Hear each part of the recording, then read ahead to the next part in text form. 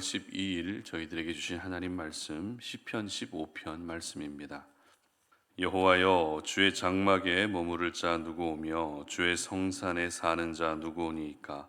정직하게 행하며 공의를 실천하며 그의 마음의 진실을 말하며 그의 혀로 남을 허물하지 아니하고 그의 이웃에게 악을 행하지 아니하며 그의 이웃을 비방하지 아니하며 그의 눈은 망령된 자를 멸시하며 여호와를 두려워하는 자들은 존대하며 그의 마음에 서운한 것은 해로울지라도 변하지 아니하며 이자를 받으려고 돈을 구워주지 아니하며 뇌물을 받고 무죄한 자를 해하지 아니하는 자니니 이런 일을 행하는 자는 영원히 흔들리지 아니하리이다.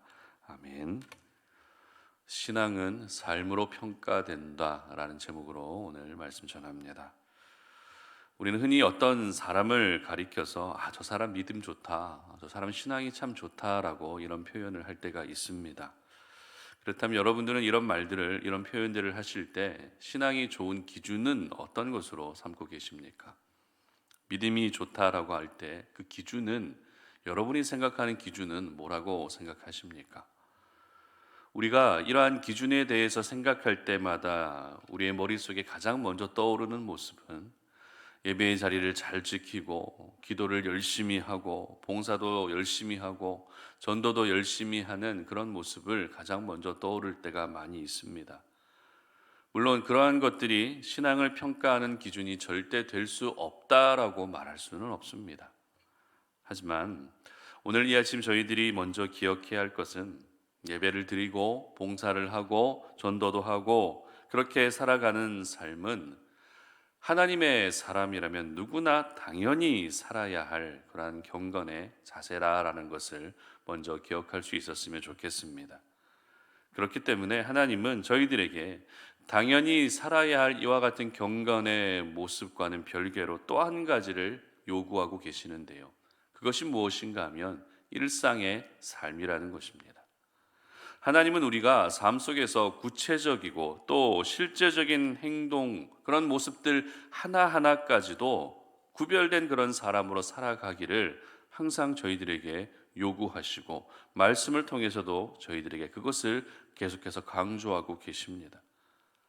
오늘 시편 15편은 예배를 드리면서 부르는 노래로 알려진 다윗이 쓴 시입니다. 특이한 점은 다윗은 지금까지 어떤 대적들, 자신을 괴롭게 했던 그런 어떤 대적들이나 아니면 사회의 부조리한 모습들을 보면서 가슴 아픈 심정으로 시편을 썼지만 오늘 본문은 분위기가 조금 다릅니다. 먼저 본문 1절 말씀을 함께 보도록 하겠습니다. 여호와여, 주의 장막에 머무를 자 누구오며 주의 성산에 사는 자 누구오니이까? 아멘. 여기서 기록된 주의 장막, 주의 성산이라는 표현은 의미적으로 같은 의미죠. 다시 말해서 하나님을 예배하는 자리에 있을 수 있는 사람이 누구인가? 어떤 사람이 하나님을 예배할 수 있는가라고 하는 이런 질문으로 시편 15편을 시작하고 있습니다. 그 전에 저희들이 먼저 알고 있어야 할 부분은 다윗이 시편을 쓰던 시대에 하나님을 예배하는 것과 오늘날 하나님을 예배하는 것에는 모든 상황들이 달라졌다라는 것을 먼저 기억할 수 있어야 합니다. 무슨 말인가 하면 구약 시대는 하나님이 구별하신 제사장들만이 예배를 드릴 수 있었고, 그리고 양이든 소든 염소든 제물이 바쳐져야만 그 제사가 성립될 수 있었습니다. 하지만 지금은 어떻습니까? 어린 양 대신 예수 그리스도의 희생으로 더 이상 짐승을 제물로 드리지 않아도 됩니다. 그리고 제사장들만 예배를 드릴 수 있는 것이 아니라 구원받은 모든 사람들이 예수님의 보혈을 의지하여 예배할 수 있게 되었다는 것입니다.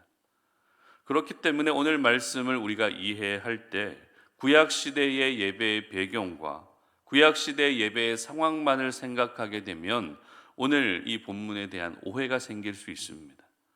따라서 예배라고 하는 한정된 영역만을 우리가 생각할 것이 아니라 오늘 본문을 보며 우리는 하나님의 사람으로서 이 땅 가운데서 하나님과 동행하는 삶이라고 하는 더 넓은 관점으로 오늘 본문을 이해할 수 있어야 하는 것입니다. 사도 바울도 이야기했던 것처럼 삶이 거룩한 예배가 되어야 한다라고 하는 그러한 말씀들을 생각하며 주의 장막에 머무를 자 누구이고 주의 성산에 머무를 자 누구인지를 우리가 생각할 수 있어야 하는 것입니다. 그렇다면 오늘 본문에서 기록하고 있는 다윗이 주의 장막에 머무를 자는 누구인가라고 기록하고 있죠. 다윗은 주의 성산에 거할 자가 누구냐라고 이와 같은 질문을 할 때 다윗은 그 대답을 스스로 어떻게 하고 있습니까? 본문 2절부터 5절까지의 말씀을 보면 모두 10가지 기준이 제시되고 있습니다. 조금 길긴 하지만 우리가 함께 2절부터 5절까지 말씀을 읽어보도록 합니다. 정직하게 행하며 공의를 실천하며 그의 마음의 진실을 말하며 그의 혀로 남을 허물하지 아니하고 그의 이웃에게 악을 행하지 아니하며 그의 이웃을 비방하지 아니하며 그의 눈은 망령된 자를 멸시하며 여호와를 두려워하는 자들을 존대하며 그의 마음에 서운한 것은 해로울지라도 변하지 아니하며 이자를 받으려고 돈을 구워주지 아니하며 뇌물을 받고 무죄한 자를 해하지 아니하는 자이니. 자, 여러분 이 지금 제시되고 있는 기준을 보시면서 여러분은 어떤 생각이 드십니까? 정직하게 행하고 또 공의를 행하고 이웃을 비방하지 않고 이자를 받기 위해서 돈을 구워주지 말라는 이 모든 말씀은 결국 이스라엘 공동체 안에서 하나님의 백성으로서 윤리적이고 도덕적인 삶에 대한 부분들을 이렇게 집중적으로 다윗이 기록하고 있다는 것입니다. 그런데 여러분 조금 의외라는 생각이 들지 않으십니까? 하나님을 잘 믿고 섬겨라, 하나님 말씀에 순종해라, 이러한 말씀을 기록하고 있는 것이 아니라 흔히 사람들과의 관계에서 쉽게 지을 수 있는 그 죄에 대해서 너희들은 그런 죄를 지으면 안 된다라고 하는 이 말씀이 오늘 저희들에게 조금 의외로 다가올 수 있다는 것입니다. 신앙생활이라고 하는 것은 항상 하나님을 잘 섬기고 하나님의 말씀에 순종하는 것을 먼저 떠올리게 되지만 오늘 다윗은 그와 같은 말씀은 일단 배제시키고 사람들과의 관계에서 이스라엘 공동체 안에서 너희들이 만나는 모든 사람들에 대해서 죄를 범하지 말라라고 하는 이 말씀이 우리에게 의외로 다가올 수 있다는 것입니다. 하지만 우리가 오늘 이 본문을 접하면서 오늘의 말씀을 의외의 말씀으로 받아들이지 않았으면 좋겠습니다. 왜냐하면 하나님의 백성으로서의 삶이 그만큼 중요하기 때문입니다. 우리의 신앙이라고 하는 것은 결국 삶으로 평가되는 것이기 때문에 하나님을 향한 믿음이 구체적이고 실제적으로 보여야 할 현장은 바로 내가 살아가고 있는 삶의 현장이라는 것을 단 한 시간도 잊으면 안 되는 것입니다.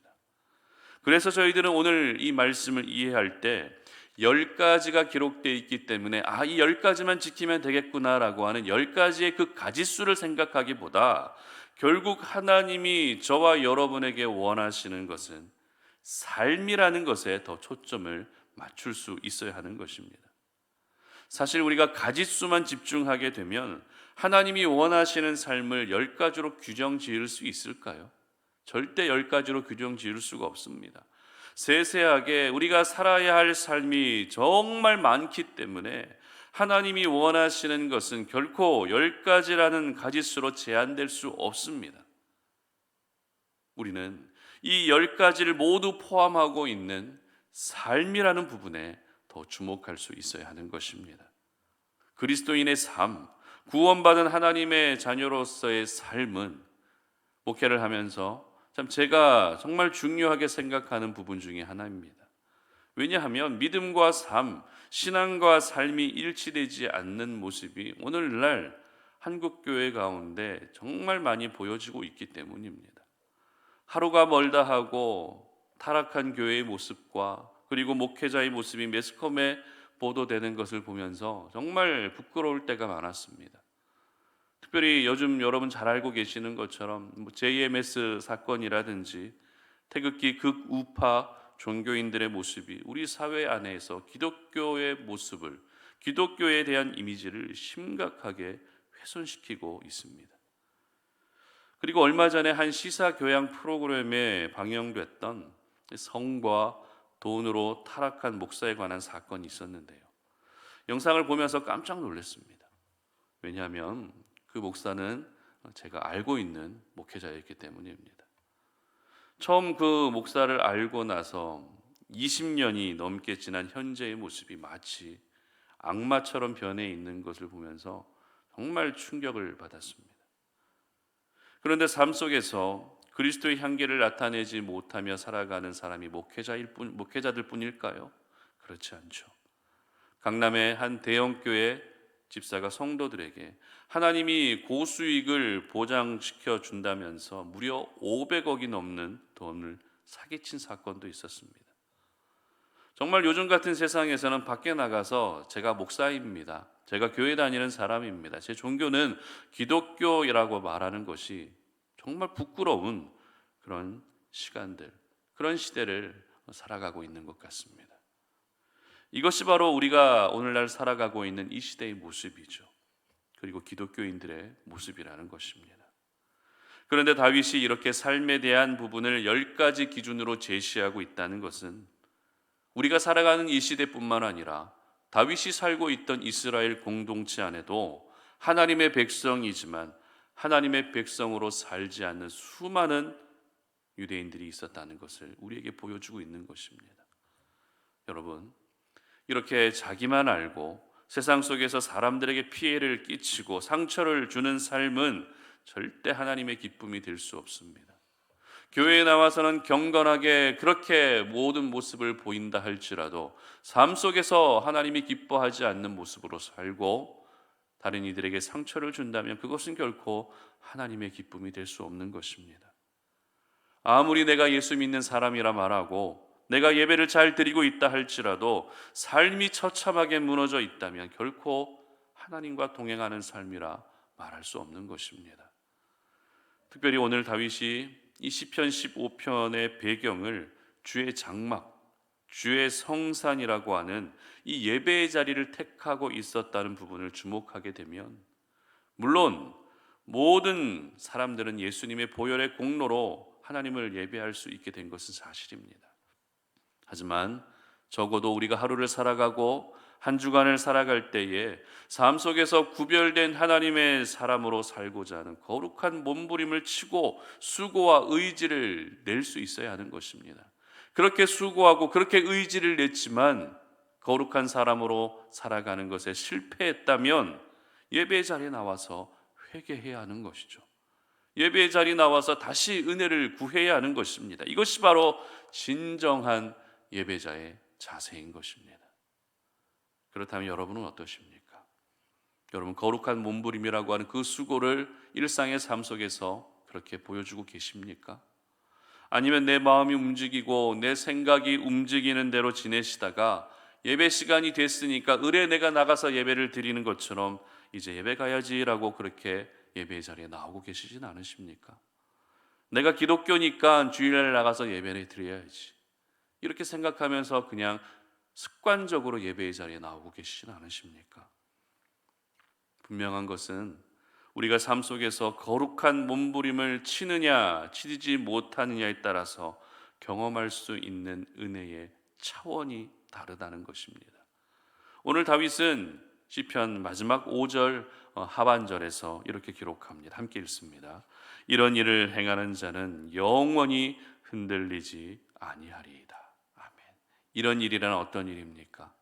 다윗이 제시하고 있었던 그 10가지 삶에 대한 부분입니다. 이 부분을 행하는 자들이 영원히 흔들리지 않는 은혜를 경험하게 된다는 것입니다. 그렇습니다. 하나님의 사람들은 그 신앙이 삶으로 평가되는 것입니다.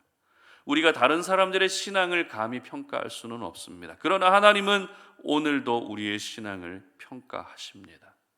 그러므로 여러분의 삶을 거룩하게 바꾸어 갈 수 있기를 바랍니다. 그리고 여러분이 살아가는 그 삶 속에서 그리스도의 덕을 끼칠 수 있었으면 좋겠습니다. 그래서 여러분 모두가 주의 장막에 거하는 자가 되시고 주의 성산에 머무르는 그러한 진정한 예배자로 살아가시기를 주님의 이름으로 축복합니다. 함께 기도하겠습니다. 하나님 감사합니다. 오늘도 이 아침에 우리가 주의 말씀 앞에 우리의 모습을 돌아봅니다. 오늘도 우리에게 주신 그 주님의 생명의 말씀을 우리의 마음에 깊이 새기며 하나님이 우리에게 원하시는 것은 단순히 신앙생활 잘하는 것, 그런 추상적인 것이 아니라 하나님을 잘 믿고 섬기는 자가 세상 가운데서 어떻게 살아가야 하는지에 대해서 우리가 분명하게 기억하며 나아갑니다. 오늘 주신 주님의 생명의 말씀을 우리가 마음에 깊이 새기고 우리가 살아가는 삶 속에서 예수 믿는 자로서 하나님의 자녀로서 삶이 무너지지 아니하도록 도와주시옵소서. 삶이 다른 이들에게 해를 끼치지 아니하도록 은혜를 베풀어 주시기를 원합니다. 더욱더 구별된 하나님의 사람으로 살아갈 수 있게 하시고 내가 가지고 있는 그 신앙이 삶으로 표현되고 증명되어야 한다는 사실을 매 순간 잊지 아니하도록 도와주시옵소서. 우리가 살아가는 모든 삶의 현장에서 거룩하게 구별된 하나님의 사람으로 살아가게 하시고 내가 살아가는 그 삶의 모습을 보며 주변의 많은 이들이 실족하는 것이 아니라 시험에 드는 것이 아니라 오히려 저렇게 예수 믿는 사람은 저렇게 살아가는 것이구나라고 하는 것을 보여줄 수 있는 성숙한 하나님의 사람들 되게 하여 주시옵소서. 그래서 주의 장막에 머무르는 자들이 되게 하시고 주의 성산에 거할 수 있는 구별된 하나님의 사람들 되게 하여 주시옵소서. 감사드리며 예수님의 이름으로 기도드립니다. 아멘.